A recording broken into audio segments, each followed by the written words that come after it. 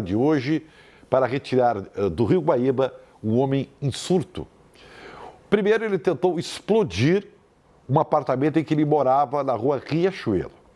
O repórter João Pedro Tavares está lá na orla do Guaíba, na região onde o homem foi resgatado pelos bombeiros. E tem os detalhes. Nosso JP saiu do estúdio do Porto Alegre 24 horas, né? E está lá na orla para nos trazer esta... Eu estou me arrumando aqui, as coisas que caíram aqui. Trazer essa reportagem. JP, fala com a gente aí, tudo bem, JP?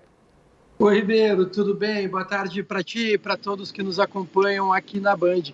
Eu vim aqui para a orla do Guaíba justamente para poder entender e explicar para o pessoal de casa justamente o que aconteceu nessa madrugada, uma madrugada que chamou a atenção dos moradores aqui da região central de Porto Alegre, mais precisamente do centro histórico aqui da capital, onde primeiro, Ribeiro, foi exatamente como tu comentou, a partir das 4 horas da manhã de hoje, desta madrugada, o Corpo de Bombeiros foi acionado para atender uma ocorrência de uma possibilidade de explosão em um apartamento que fica localizado na Riachuelo.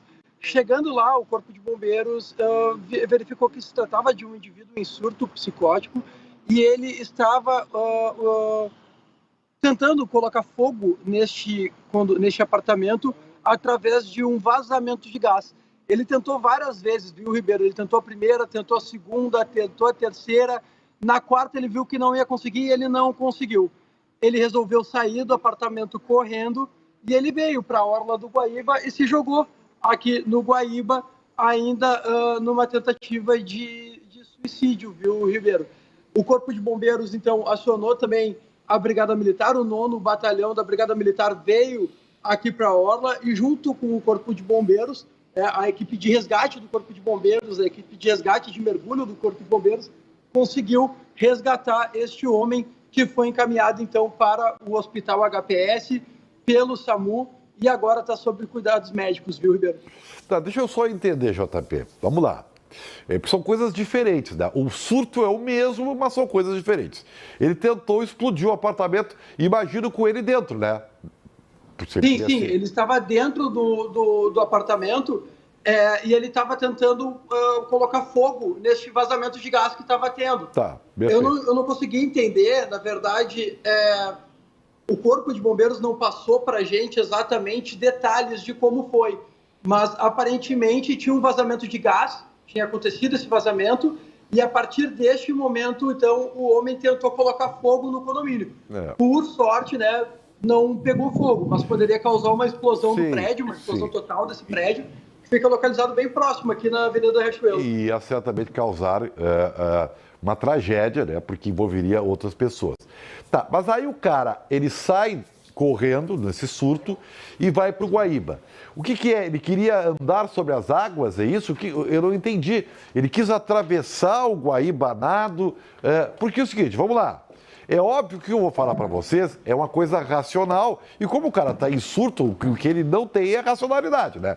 Porque, vamos pensar assim, se o cara queria se matar, ele simplesmente ia para o Guaíba, ia para o fundo do Guaíba e ficava lá até o ar acabar e ficava afogado. Mas não parece que não foi acontecendo, né? Porque deve ter demorado para a polícia ser acionada, o corpo de bombeiros. Então o cara quis caminhar mesmo até o outro lado da orla. Então eu não sei se ele quis se matar aí no Guaíba, viu? Com todo o respeito, porque quem quer se matar vai para o fundo, fica lá e morre afogado, entendeu? Não reage. Não, se demorou todo esse tempo até chegar ao salvamento, se matar, ele não queria no Guaíba. Claro, eu estou sendo racional dentro de uma suposta irracionalidade do cara, entendeu? Claro, Ribeiro. Esse é um outro ponto que não ficou também muito esclarecido. A gente estava tentando apurar até agora, pouco antes da nossa entrada, a respeito dessas informações. Aparentemente, o Corpo de Bombeiros já sabia deste surto quando ele ainda estava no apartamento, viu, Ribeiro?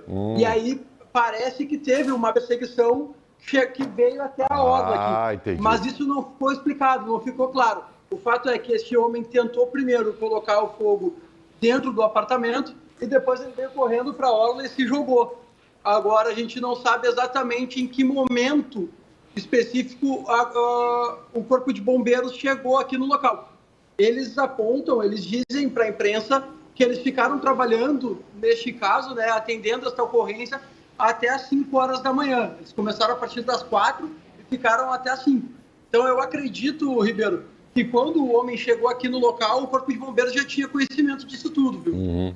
Pode ser, e certamente a investigação dos outros detalhes. Mas eu tenho um outro assunto para falar contigo aqui, JP, que é o seguinte, mas antes me dá imagens daquele jovem que andava de bicicleta aqui em Porto Alegre, quando foi atingido por um fio no pescoço. Olha ali, rapaz. Gente do céu, sabe que eu não tinha, eu não estava apresentando o programa, eu não tinha visto essa imagem aí. Então o cara está de bicicleta e tem um fio solto no meio da rua. Mas que barbaridade. Olha, sorte, hein? Sorte ele teve, hein? Porque se ele tivesse numa velocidade maior, se ele tivesse numa moto, por exemplo, nossa senhora, ó, tu vê que ele ainda conseguiu, né? Ele não cai, porque o choque do corpo com o fio, do pescoço com o fio, poderia, numa velocidade maior, ter sido assim, ó, fatal. Fatal. Ele poderia ter sido esgoelado. Olha, inacreditável isso aí, cara. Inacreditável.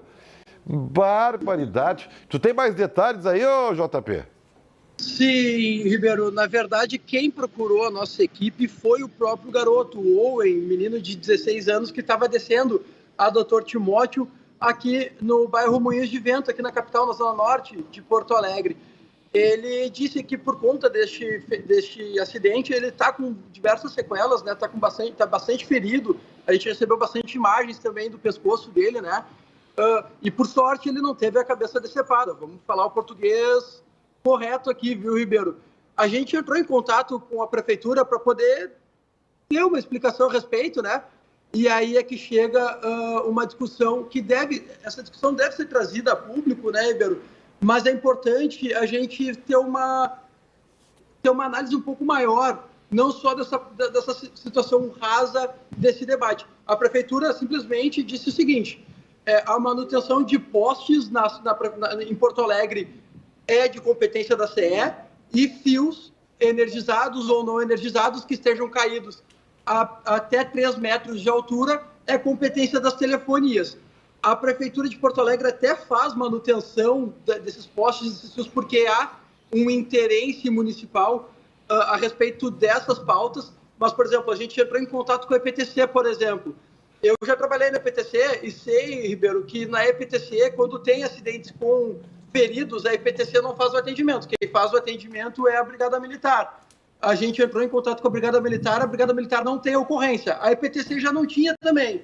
E aí agora, a gente, então, atrás dessas tentativas, a gente foi, de respostas, a gente foi atrás da Prefeitura de Porto Alegre, e a Prefeitura de Porto Alegre disse o seguinte, a gente tem uma nota oficial a respeito, a nota diz justamente isso que eu passei, Ibero, que as competências de manutenção, tanto do poste quanto dos fios, são por parte da CE e também por conta das companhias de telefonia, e eles disseram que desde janeiro de 2024, foram retiradas pela Prefeitura, em uma força-tarefa, 80 toneladas de fios, desde janeiro de 2024 até este ano.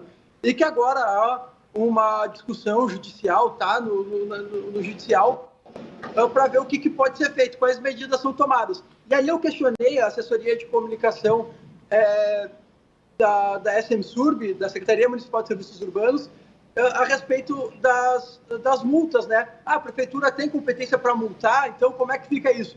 Aí a resposta foi a seguinte, a prefeitura não pode multar ainda porque tem, então, essa discussão judicial rodando aqui no tribunal, viu, Ribeiro? É um absurdo. Por exemplo, uma coisa que eu acho que aqui em Porto Alegre funcionaria é que em São Paulo, por exemplo, as motos têm o famoso corta-pipa, né, que é porque lá soltam muitas pipas e tem o cerol na linha e etc. E lá tem muito acidente, inclusive, viu?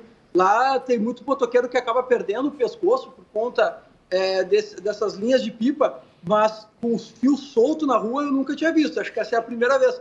Mas acho que aqui em Porto Alegre poderia ser implementado daqui a pouco, né, a obrigatoriedade dessas ferramentas de proteção pessoal, viu, Ribeiro? Tu sabe, JP, que agora eu estava pensando aqui, se investigar bem, nós vamos descobrir que a população dessa rua aí pode ter solicitado, né, ou comunicado que havia um fio solto, porque o fio está muito baixo. E não sei se foi decorrente do vendaval, provavelmente, ou se de tentativa de roubo de cabo, que é muito comum, né? Mas quem mora aí está vendo esse fio aí. Será que não houve? Tem até ali um estabelecimento ali, se não me engano, tá? Deve ter comunicado a alguém, né? Ou a prefeitura, algo do gênero, né? Se investigar bem, a coisa vai mais adiante. Agora, o que tu tá me dizendo aí é uma lavação de mão, né? Não é comigo, não é com ele, não é meu amigo, é uma barbaridade, é uma barbada, né? Não é então com ninguém. Por sorte não houve uma tragédia, tá? Por sorte, aliás, por muita sorte, não houve uma tragédia. Tu tá muito bem aí na orla, viu, JP? Gostei, viu? Tô suando aqui, mas estamos aí. Porque a próxima semana nós vamos fazer tudo na rua também. Que legal. Vamos fazer tudo na rua. Tá bom, tu é muito bom, eu gosto muito de ti, JP, tá? Um abração pra ti, o nosso Salsicha, né? O amigo do Scooby aí. Um abração, querido, até mais, viu? Feito. Eu vou trazer o Scooby para dar uma volta aqui. Isso, faça isso que vai ser bem-vindo. Um abração, valeu. Feito.